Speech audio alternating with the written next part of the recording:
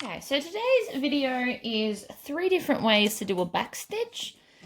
So the traditional normal way is obviously you just pop it, hold on, we'll go from this end. Pop it on the edge, do 2 stitches forward, and then 2 back, and then continue sewing.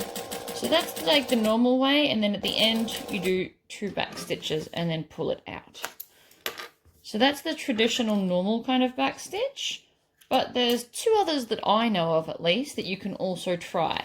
So the next one, I've got to pull that bobbin thread out because it's not going to last.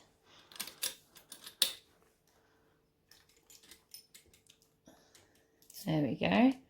So the next one is you can actually start in a little bit. So you go in probably about 1/2 inch and you start with your back stitching and then you go forward.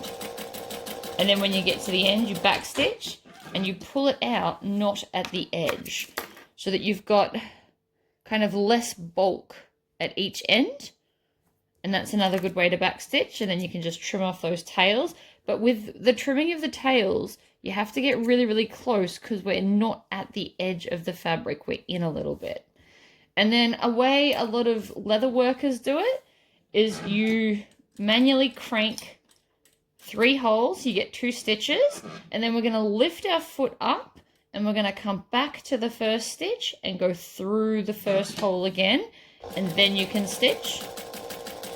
And then when you get to the end, we're going to lift it up and go back 2 stitches and then manually crank those as well. And then you can pull that out.